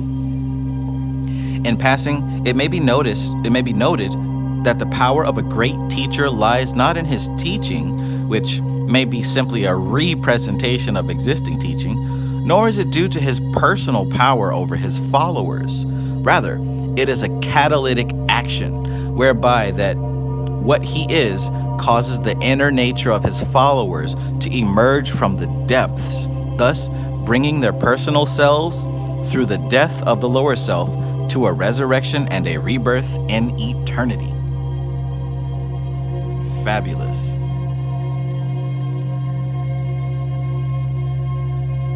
It's not what's being taught. It's not his personal magnetism. It's the catalyst of causing the listener's true self to start to rise up from the subconscious mind. Now, in the depths of the earth sphere, there are the archaic images, which, through all of the millennia of man's existence, have been the conditioning channels through which the universal life was mediated to the sons of men. And these images are the mundane expressions of the bright archetypal images through which the material world has been projected into materialization. All right, he's talking kind of high level here. right? Because we're talking about why evolution has happened in the way that it does. And this also connects with what I said earlier when I made that chart about memory and how memory has layers. And the very surface layer is your personal memory of, what you did today and maybe what you did yesterday. But as you continue down these layers of memory, it goes from just you to your childhood to memory that was genetic, right, from your parents and grandparents and family, and it continues to go back to racial memory, and it continues to go back all the way back to God himself. All connected, not any of it separate, none of it. So he says here, now in the depths of the earth sphere, there are the archaic images, ancient images, primordial images, which through all the millennia of man's existence have been the conditioning channels through which the universal life was mediated to the sons of men. And these images are the mundane expressions of the bright archetypal images through which the material world has been projected into materialization. He said so much in that one sentence right there. That's one sentence, right? So of course, we've got these archetypal images. Those are also represented by the major arcana in the tarot, the archetypal images. And this memory that we have with the human race, this human racial energy, this human racial memory, is what causes us to see the archetypal images in that way, right? Again, when we're dealing with consciousness, the Most High, it is unconditioned. There is no specifics about it. There's no opinion. Choiceless consciousness. But when we encounter something that is manifest, like the human, these egos that we have start to come into play. And all that means is we select what we like and what we don't like. So again, if you go back through the memory of ancient man, the human race as a whole, you're going to find that throughout the human race's memory, there's likes and dislikes, right? Ego. So as we receive the influence from the Most High, it's going to be conditioned by our racial memory. That's why evolution has worked in the way that it does. Ashley B says, could you repeat that sentence? Absolutely. Now in the depths of the earth sphere, there are the archaic images, which through all the millennia of man's existence have been the conditioning channels through which the universal life was mediated to the sons of men. And these images are the mundane expressions of the bright archetypal images through which the material world has been projected into materialization.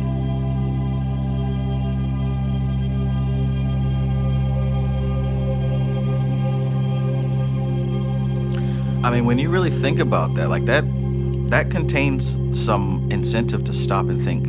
Like, people say that you create your life with your thoughts. And this explains it on a level that's not even personal anymore. We created the world as it is, not based on our individual thoughts, but as our collective thoughts as an entire human race. We created manifest existence to be experienced the way that it is. But think about it on a personal level. Think about how your thoughts, what you dwell upon and what you fear and what you love, hope for, and expect, look at how those same thoughts condition and alter reality and cause certain things to come into your life in certain forms, in certain ways. Think about that. The things that come to you is universal life energy that has been conditioned by your personal likes and dislikes. That's amazing. That's amazing. Jay Baldhale says, we are Yalda Bayoth. Thank you. I tried to say that. Some folks got mad.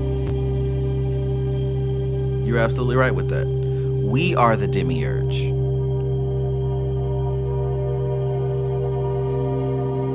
You literally do create your reality. Life force streams through, right? Because we are consciousness. Consciousness is us. Consciousness is God. However, that consciousness is filtered by the aspects of the material plane that we attach to. So we've attached to a body. We've attached to a mind and a mindset with so many different concepts and beliefs and identities.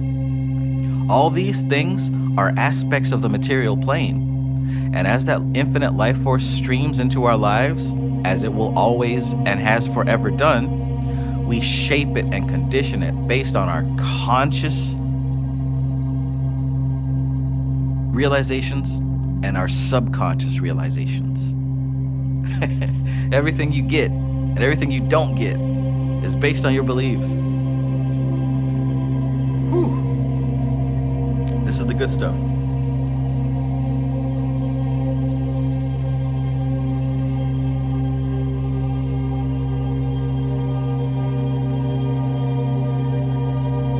The archaic images used will, as we have seen, depend upon our intention.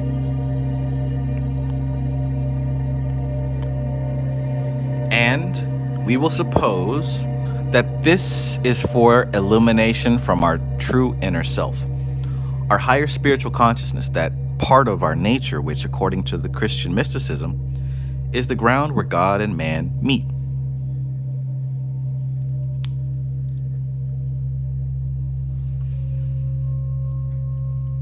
The station of the tree, therefore, is Tifereth. We are now faced with the choice of three magical images: a child, a majestic king, and a sacrificed god. We may use whichever of these three is most expressive of our intention. Since this is illumination from our higher consciousness, then either the child or the king will be appropriate. Pop quiz. Let's see who was listening to previous live streams. When you have the number 3, when you have 3, what does that represent? What is a group of 3? What is the relationship of 3 things together? What does that represent? All across the board. Whenever you see 3 things together, what's that 3 represent? What are the 3 things? The 3, what's a good word for it? The 3 expressions of energy. Because whenever you see 4, it's the 4 elements. Whenever you see 5, it's also the 5. It's the 4 elements with the 5th. Whenever you see 9, it's typically dealing with the planets. Thank you, Al Dickey. The gunas, right? Rajas, Tamas, and Sattva. Generator, operator, destroyer, active, passive, and balanced. Whenever you see 3s, it's always, in magic at least, well, hell, anywhere, the relationship is always Rajas, Tamas, and Sattva.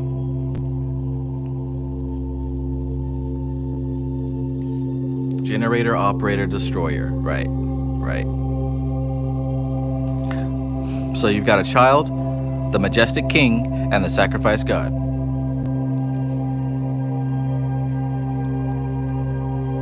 But anyways, this is at the level of Tifereth, the very center of the tree. Let's continue.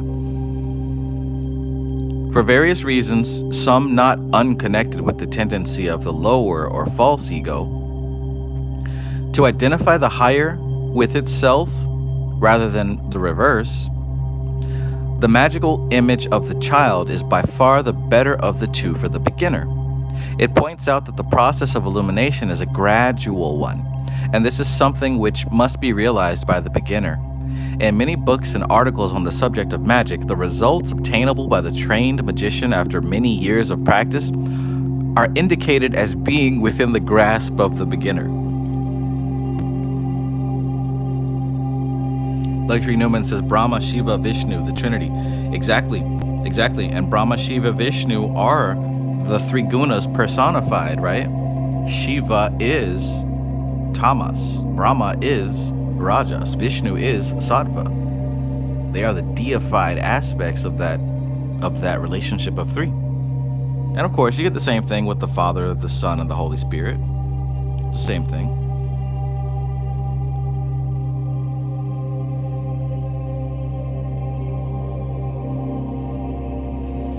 So, in many books and articles on the subject of magic, the results obtainable by the trained magician after many years of practice are indicated as being within the grasp of the beginner. Now, in certain cases, this may be, to some extent, correct. We come to the magical work bringing with us our natural talents, and in some people, the magical capacity seems to be so near the surface that its awakening is both rapid and spectacular. But in the majority of cases, the ecstatic heights of the mountain of illumination are not for the neophyte. In the traditional magical schools, those who show such spectacular promise are usually put through the routine training mill a great deal more thoroughly than their less gifted brethren, in order that they may bring a balanced personality to the great work.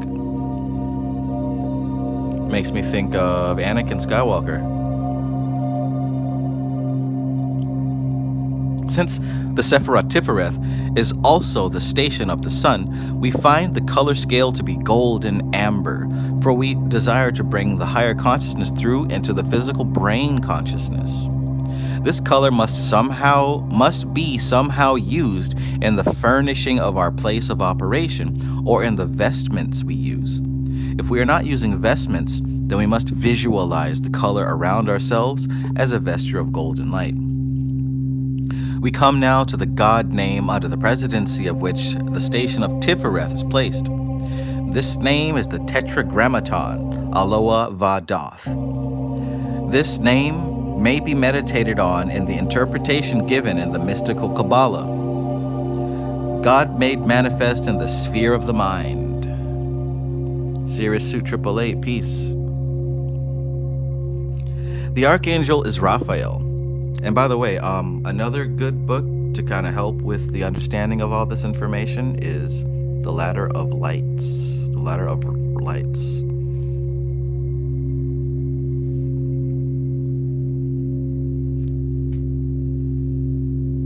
The Ladder of Lights, written by William T. Gray.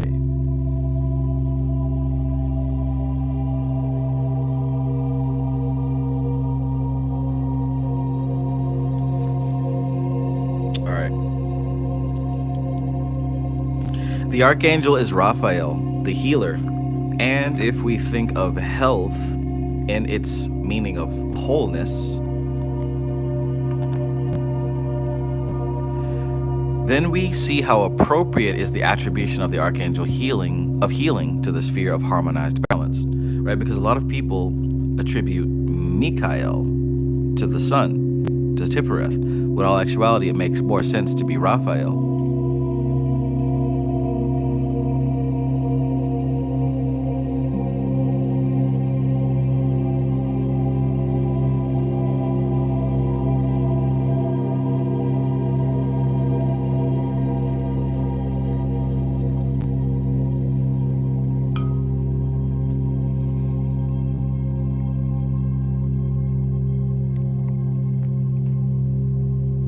The angels are the kings of the elements, and here we are linking with those spiritual principles which manifest in our world as the elemental instincts.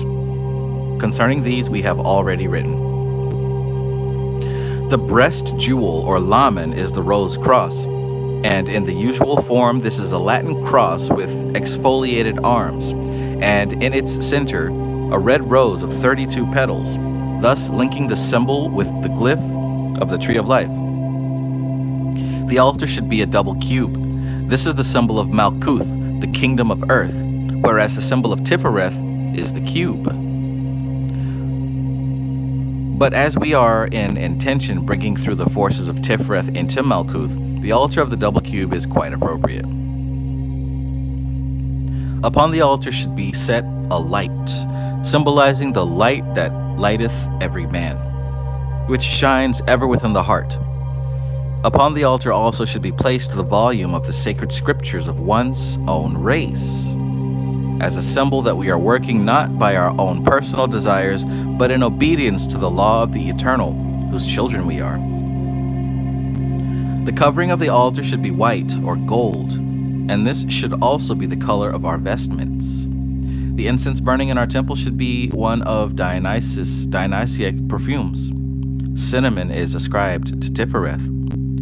We must now commence to devise our ritual. We begin by preparing the place of working. This means that we cleanse the etheric and astral atmosphere of our room by the use of a banishing ritual, such as the ritual of the Lesser Pentagram, which cleanses the room and at the same time erects a formidable barrier of psychic force, a barrier which prevents intrusion from the swarming astral lives which are attracted like moths to a flame by our magical work. Sheesh. So we've got astral moths.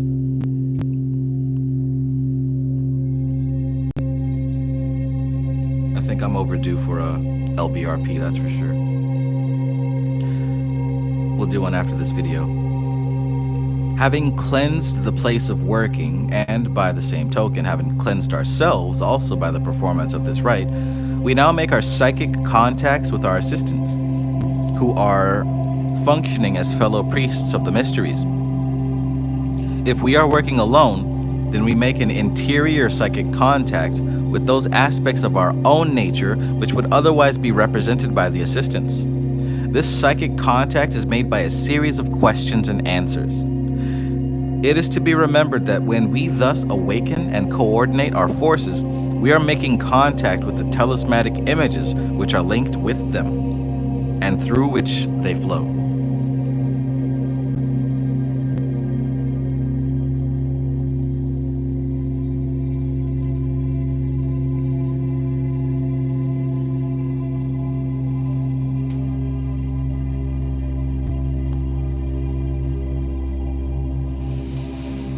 Having thus linked ourselves with the great deep within us, we now aspire to the eternal. But we do this in the name and power of the great archangel of the sphere of Shemesh, the sun, even Raphael, the healer, vibrating his name and at the same time building up the talismanic image, which shall be the channel of his power. Now, we approach the climax of our operation. We build up the magical image of Tifereth, in this case the image of the child, and affirm our intention. Then, holding our mind upon that image, we remain mentally poised like a seagull floating apparently motionless in a gale. We know, when we see the gull thus motionless, that there is a very real effort being made, and only by that effort can it maintain its position in the face of the wind. So it is with this invocation of light. Upon the ritual, as upon a four-square foundation, we have erected a pyramid of thought and effort, and now standing upon its truncated summit, we reach forth into the divine ether and wait, poised thus in an ecstasy of aspiration. Now it may be that we reach this point many times without any apparent result. Results there will be, however, for the repeated use of the ritual is building a power within us, and one day, as we aspire towards the divine child standing with the light of the supernal sun raying out around him, there will come that burning force which surges through us. The mental scene will disappear, and we shall find ourselves in the station of the sun, which rises with healing in its wings. Around us will aflame the glory of that sun, as we become for a moment identified with the eternal child, and on either side of us will flame the wings of glory.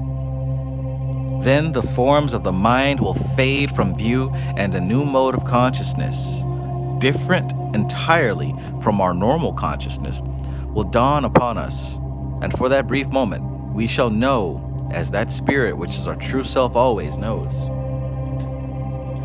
But even before this, there will have been periods when, having reached out in aspiration in this way, some less phenomenal contact will have been consciously experienced. Usually this will take the form of a curious clarity of the mind. The ordinary mental processes seem for the time to be curiously interpenetrated by another mode of consciousness, which is felt to be working at an entirely different rate and manner.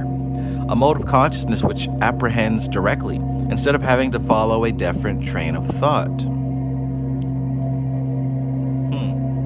A mode of consciousness which apprehends directly, instead of having to follow a definite train of thought. Yeah. Of course, in the early days, such a new mode of consciousness is somewhat unreliable.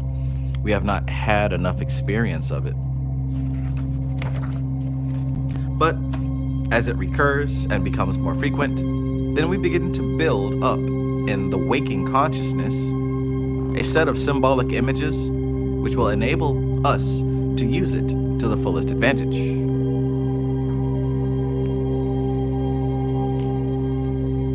When in our ritual work we have reached the stage of invocation and we have reached out to the infinite, we must remember that we have to return to the physical level. We cannot at the shrine remain. In fact, to do so would be to nullify the contact we've made, for it is essential that the illumination we receive should be brought through into the physical consciousness if it is to be of use to us.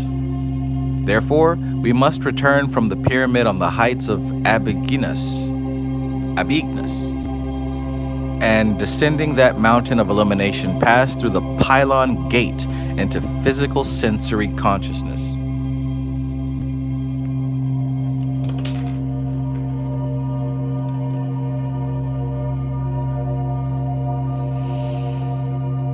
We therefore, again formulating the magical image and vibrating the God name, adore the eternal through that symbol, and then recalling the talismanic image of the archangel of the sphere, we thank him for his assistance. Then, in the names of the elemental kings, we give the benediction of the eternal to the elemental beings who have assisted us, and dismiss them to their own place. In more precise terms, we may say that, having set up a series of stresses in the astral light, we now release those stresses.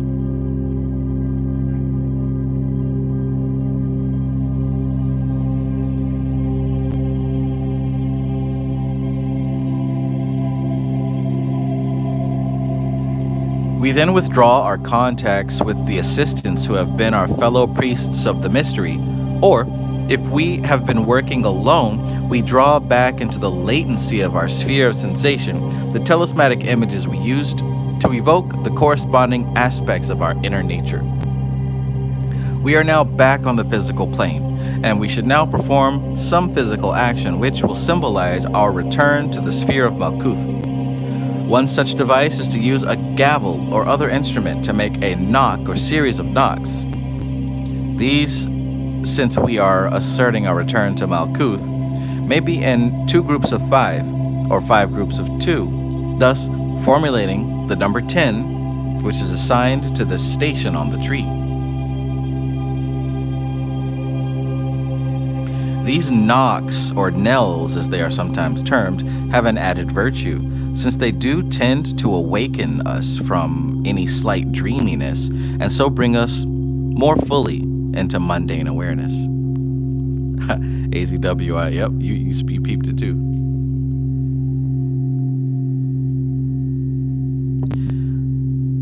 Only 2 things are left. It is important that immediately after such a magical experiment, a record be made. If this is not done, the finer and more delicate aspects of the experience will tend to be forgotten.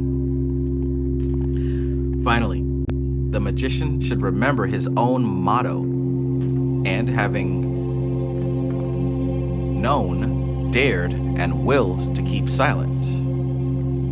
To gossip about his experiences is to draw upon him thought currents which may seriously hinder his magical process, his magical progress. It will be found that in the construction of a rite, the majestic beat and rhythm of the Elizabethan It will be found that in the construction of a rite, the majestic beat and rhythm of the Elizabethan English is of the greatest help. And this is particularly the case with the magnificent language of the authorized version of the Bible. The use of the technical device of commemoration, already described, should not be lost sight of in the construction of the rite. It should be a simple matter for the apprentice magician to select suitable characters for such commemorative work in the sphere of Tifereth.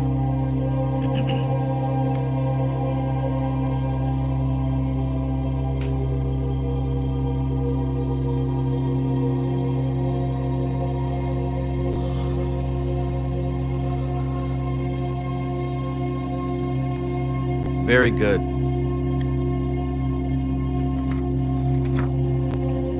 Very good.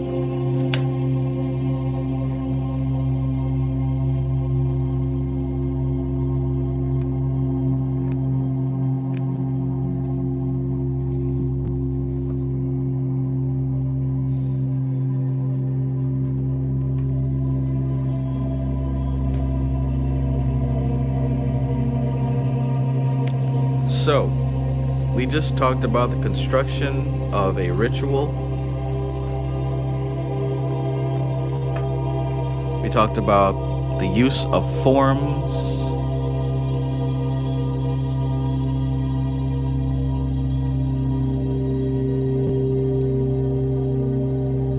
One, two, three.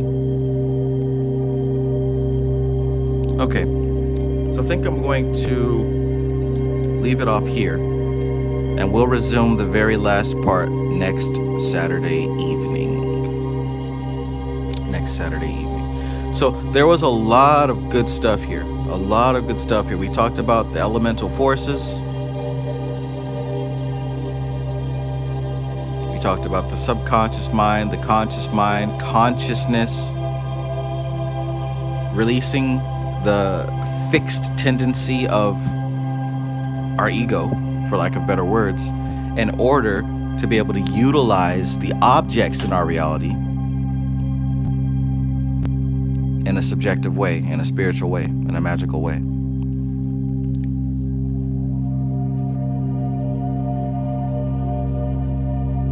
So, hopefully you took notes. If you have this book, hopefully you made note of what you want to kind of go back and look back upon. But yeah, this certainly does not disappoint. I got a lesser banishing ritual to do myself, honestly. And then some nachos to make. Alright, so that has been a reading of The Magician, His Training and Work by W.E. Butler.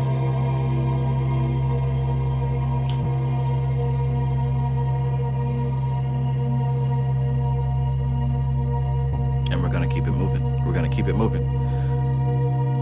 As a side note, if you're here and you plan on taking the cyclomancy class, we're still doing that. I had to push it back just a little bit so I can wait for my new computer to arrive. It's kind of difficult to do the Zoom meetings right now without my equipment. When I attempt it, it just doesn't work. And I got to get a new microphone as well. So give me a little bit of time to get myself back together. We're still doing the cyclomancy class. And for the delay, I'm going to throw in some extra stuff for sure. More about that very soon.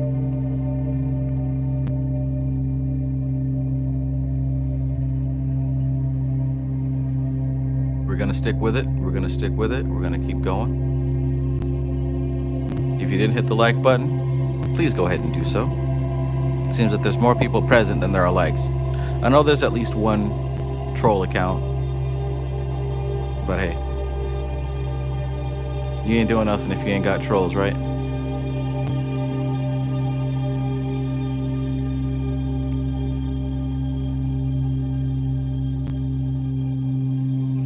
Also, if you're here, it'll be of good note to know that I've got something coming for Valentine's Day. Those of you who are interested in how to enhance romantical stuff with magic, we got something for you. More news on that soon as well. But in any case, I'm off to get back to some behind the scenes work. I hope you enjoyed yourselves. I hope that this has been an enlightening experience. I know that there was lots of gems here that can help anybody at any level, from what he said about the path working and how really you want to focus on the symbol at the top of the path. I wonder how that would work on those 3 paths that go left and right.